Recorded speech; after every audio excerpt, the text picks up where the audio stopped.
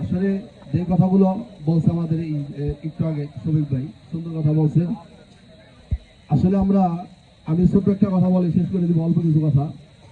আমাদের দেশে আগে ভাগ করছে দুইটা পজিশনে, গতকাল কয়েক কথা বলছি যে আমাদের দেশে নামাজে ভাগ করছে এক পজিশনে, আর রাজনৈতিক ভোট ভাগ করছে আর এক পজিশনে। আমাদের দেশে ভোট বলা হয় কি, রাজনীতি ভোটে বলা হয় কি, যদি কোনো লোক ওখানে যাইতে চায়, যেমন আমি পিছনে 2বার নির্বাচন করছি, নির্বাচন করার পরে আমার কাছে কয়েকটা হুজুর মানুষ সামনে আমার ওখানে যাওয়া দরকার, ওখানে সব চোর যাইবো না, হুজুবিল্লাহ বলি আমরা না, হুজুবিল্লাহ ওখানে চোর যাইবো না, ভালো লোক যাইবো। এই যে ভোট, আপনি যখন ভোট দিতে যান তখন আপনার আমার কাছ থেকে একটা কি নেওয়া হয়, টিপ নেওয়া হয়। কি নেওয়া হয়? এই যে টিপ হবে, আল্লাহ তাআলা ঘোষণা হচ্ছে গিয়া, তুমি যদি কাজ করো, হাতদা করো, পাওদা করো, চক্ষু দিয়া দেখে করো, মুগ্ধা করো, এই সমস্ত বিষয়গুলো এই আমার জবান বন্ধ করে দেওয়া হবে, সমস্ত বিষয়গুলো সাক্ষী দিবে আসর ময়দানে। আমি ভালো করলাম না খারাপ করলাম, এই সাক্ষী দিবে না? আমি ভালো করলাম না খারাপ করলাম, এই যে সাক্ষী দিয়ে এলাম, কারে দিলাম, ভালো লোককে দিলাম না খারাপ লোককে দিলাম। সে যদি কোনো অন্যায় কাজ করে সেখানে আমাকে সেখান থেকে অংশ নিতে হবে না? কতক্ষণ টাকা এই চা খানার কথা শোনেন, 10 সহজের মানে সব বিস্কুট খাই যাবার কথা শুনতে হবে। যদি বিস্কুটের দিকে মন জায়গা তাদের সমস্যা। আমাদের চিন্তা করতে হবে, আমাদেরকে বোঝানো হয়েছে কি যে ভোট হচ্ছে রাজনীতি, ভোটের সাথে ইসলামের কোনো সম্পর্ক নাই। নাউজুবিল্লাহ বলি সবাই আমরা। ভোট হচ্ছে ইবাদত। ভোট কি? আল্লাহর কথা হচ্ছে তাওয়ানু আলাল বিররি ওয়াত তাকওয়া ওয়ালা তাওয়ানু আলাল ইসমি ওয়াল উদওয়ান। আল্লাহ বলেন তোমরা তাকওয়া এবং নেকের কাজে পরস্পরের সহযোগিতা করবে, খারাপ এবং অন্যায় কাজে কারো সহযোগিতা করবে না। আমাদের দেশে যারা খারাপ করতে চায় তাদেরকে সহযোগিতা করা, এটা হচ্ছে হারাম কাজ, অন্যায় কাজ, অপচার কাজ। যারা করতে চায় তারা কি কাজ? হারাম কাজ। যে লোকটা যায় সংসদে যায় অথবা চেয়ারম্যান হয়ে মেম্বার হয়ে চুরি করবে, এই চিন্তা চেতনা আমাদের সামনে যদি উপস্থাপিত হয় যে এই লোকটা যাওয়ার পরে অসৎ সংখ্যা হবে, তাহলে বোঝা গেল কি ওই লোকটারে ভোট যদি আমি দেই, সে যত চুরি করবে হাসরের ময়দানে আমার আমল নামার ভিতরে কিছু অংশ যুক্ত হবে। নাউজুবিল্লাহ বলি আমরা, নাউজুবিল্লাহ। আর যদি ভালো কাজ করে, আপনার কিছু দরকার নাই, ভালো কাজ সে করছে, আপনি দেখবেন যে কি অবস্থা, আমার আমল নামার ভিতরে তুমি কি কেন এত ভালো কাজের পজিশন কেন? আমি তো চাল দিই কারো পজিশনে, আমি তো কারো পজিশনে শাসন সুশাসন করি নাই। তখন বলা হবে যে তুমি তাকে সংসদে বানাইছো, মেম্বার বানাইছো, চেয়ারম্যান হয়েছো, এমপি হয়েছে, সংসদ বন্দুক আছে, এই লোকটা ন্যায় বিচার করছে, সেখান থেকে তোমার অংশ তোমার আমল নামার ভিতরে প্রাপ্য হয়েছে। এই জন্য আমাদের চিন্তা করতে হবে, সম্মানিত হাজিরিন, আমাদের চিন্তা করতে হবে, বুঝতে হবে এই বিষয়গুলো। রাজনীতি এবং নামাজ এটা হচ্ছে কি ইবাদত। রাজনীতির নামাজ কি? আর আমাদের দেশে আগে বোঝানো হয়েছে রাজনীতি আর নামাজ আলাদা। রাজনীতি আর নামাজ কি আলাদা। হয়েছে গতকাল এক দায়িত্বশীল বলছে যে আমাদেরকে, গতকাল আমাকে একটা প্রোগ্রাম এক লোক বলছে একটা শিক্ষণীয় বিষয়, সেখানে বলা হয়েছে যে আমাদের দেশে যখন মিটিং হয়, বিভিন্ন দলের মিটিং হয়, আমরা কারো নাম উল্লেখ করলাম না, আমরা যখন আমাদের এই যে আদান দেওয়ার পরে আমরা সবাই কি করুন, এখান থেকে মসজিদে চলে যাবো। আবার অন্য দলের লোকরা নাকি আমাদের সময় বিরতি দেয়, ঠিক আছে, কিন্তু যখন বিরতি দেয় তখন তারা কি করে, তখন না কি করে, 2 আঙ্গুল দিয়ে মুখের সামনে 2 আঙ্গুল উপস্থাপন করে আর খাইতে থাকে, প্রস্তাব প্রস্তাব করে তারা এদের প্রস্তাব করে আবার মিটিং শুরু করে দেয়। তাদের দিয়ে যদি আমরা সংসদ বা আপনার দায়িত্ব দেওয়া হয়, সেখানে আপনার অধিকার কি সঠিকভাবে ফিরে পাওয়ার কোনো সম্ভাবনা আছে?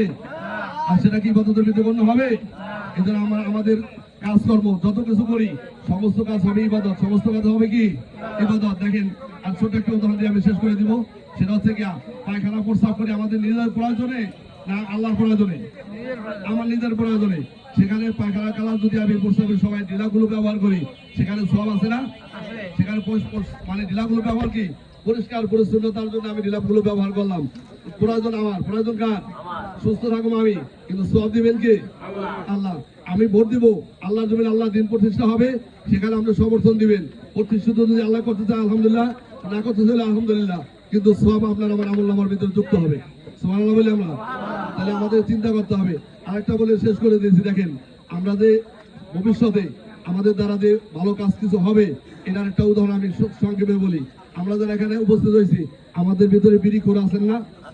মনে গেছিলেন না যারা বিড়ি খান চুপচাপ, এবং আপনাকে আমরা মানে খোটা দিলে ছোট করি নাই, কিন্তু চিন্তা করতে হবে বিড়ি খাইছেন আসার পরে মাগরিবের পর থেকে কেউ দলে সাহস পাইছেন কি জন্য?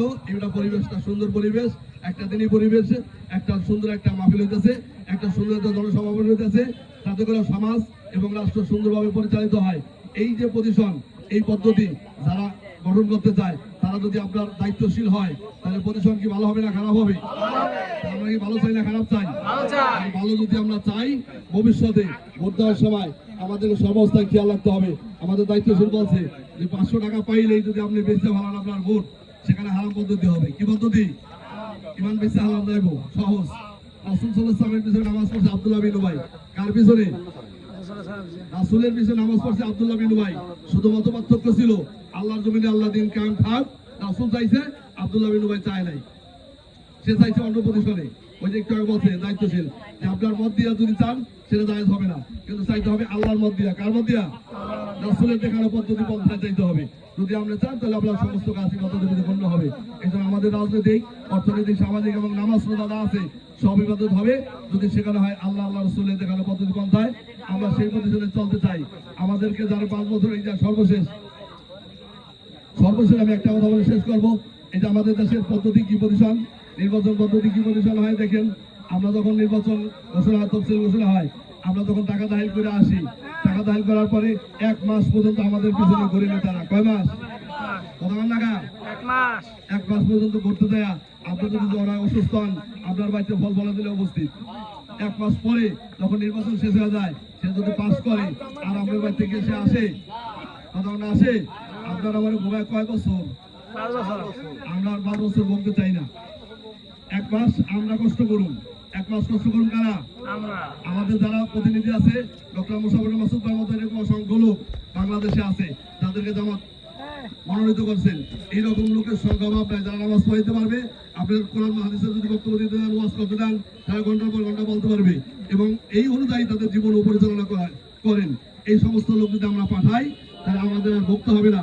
আমরা অসুস্থ হইলে আগামী 5 বছর যাতে আমাদের পাশে যারা থাকবে তাদেরকে আমরা নির্বাচিত করবো ইনশাআল্লাহ। সবাই রাজি আছেন না? ইনশাআল্লাহ সবাই রাজি আছি। তাহলে আমরা আমাদের এই দৃষ্টিকোণ থেকে আমরা এই বিষয়গুলো মনে রেখে আমাদের জীবন পরিচালনা করার চেষ্টা করতে হবে।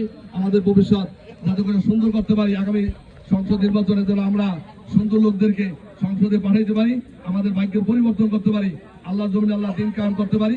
আল্লাহ যেন সে তৌফিক আমাদের সবাইকে দান করেন। সবাই আমিন। এরপরে আমি আমার সংক্ষিপ্ত বক্তব্য এখানে শেষ